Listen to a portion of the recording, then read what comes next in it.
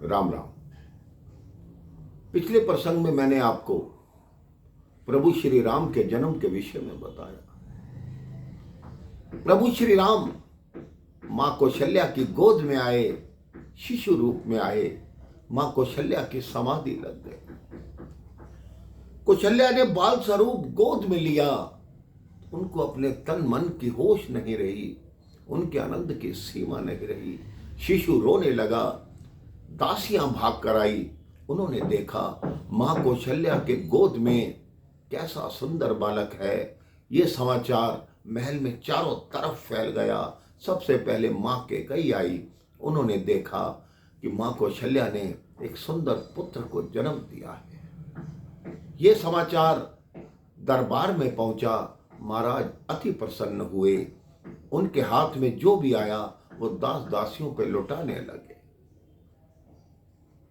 इतना अधिक उत्साह हुआ कि पूरी अयोध्या उत्साह में डूब गई, क्योंकि जगत का पालन करता पृथ्वी पर आ चुका था। थोड़े दिनों में मां कैकेयी ने एक पुत्र को और मां सुमित्रा ने 2 पुत्रों को जन्म दिया। जो खुशी 1 गुना थी वो चारों के जन्म लेने से चौगुनी हो गई। कहते हैं मेरे भाई बहन कि अयोध्या में 1 माह तक सूर्यास्त नहीं हुआ। इसका यह मतलब नहीं कि सूर्य भगवान वही रहे। इसका अर्थ ये बनता है कि लोगों को दिन और रात का ध्यान ही नहीं रहा और वो इतने खुशी में डूब गए, इतने आनंद में डूब गए कि 1 माह तक न ये पता लगा कि दिन है, न ये पता लगा कि रात है। संतों ने नंदी मुख श्राद्ध कराया, जात कर्म संस्कार हुआ। अब ऋषि वशिष्ठ जी उनके बालकों के पास आए। उनके नामकरण की प्रक्रिया आरंभ हुई।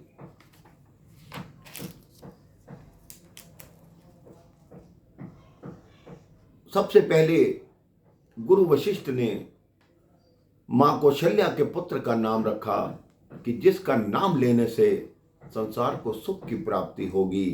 संसार जिसका नाम लेने से ही भव से पार हो जाएगा, उस बालक का नाम मैं राम रखता हूं। सो सुख धाम राम अस नामा, अखिल लोक दायक विश्रामा। संपूर्ण सभा ने एक ही बार में जय घोष किया, बोलिए रामचंद्र महाराज की जय। उसके पश्चात कैकेयी के पुत्र का नाम हुआ, जो संसार का भरण पोषण करने वाला होगा। इसका नाम भरत होगा।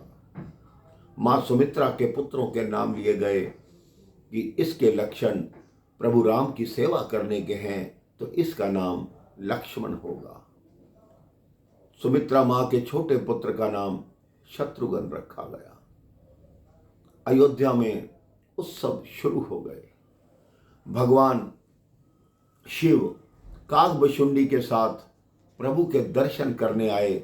भीड़ ने उनको धकेल दिया और धकेलते धकेलते वो सरयू किनारे तक पहुंच गए। अब वो सोचते हैं, युक्ति लगाते हैं कि प्रभु के दर्शन कैसे करें। इतने में प्रभु रुदन करने लगे, रोने लगे। अब अंदर ही अंदर भगवान शिव से प्रभु श्री राम की बात हुई। प्रभु श्री राम ने कहा, आप कैसे आए हो? उन्होंने कहा, मैं आपके दर्शन करने आया हूं। दोनों की ऐसी योजना बनी कि भगवान शिव एक ज्योतिषी के रूप में आए। उनके साथ कागभुशुंडी थे, वो छोटे ज्योतिषी बन गए। प्रभु रुदन करने लगे। मां कौशल्या भागी, सारी रानियां भाग रही हैं कि राम रुदन क्यों कर रहे हैं। राजवैद्यों को बुलाया गया, गुरु को बुलाया गया। अब नगर में ढिंढोरा पिटवाया गया, जो भी हमारे बालक को चुप कराएगा उसे मुंह मांगा पुरस्कार दिया जाएगा। ये ढिंढोरा भगवान शिव ने सुना और वो महल की तरफ चल दिए। उन्होंने कहा, मैं उस बालक को चुप कराऊंगा। भगवान शिव के साथ कागभुशुंडी जो थे वो भी भीतर जाने लगे। उन्होंने कहा, आप भीतर क्यों जा रहे हैं? उन्होंने कहा, गुरु जी हाथ देखते हैं, मैं चरण देखता हूँ, ये रेखा देखते हैं, मैं फल बताता हूँ। अब दोनों राजमहल के भीतर आए। भगवान शिव ने जैसे ही बालक को गोद में उठाया, बालक शांत हो गया। इसके आगे की कथा मैं आपको अगले प्रसंग में सुनाऊंगा। राम राम, जय श्री राम।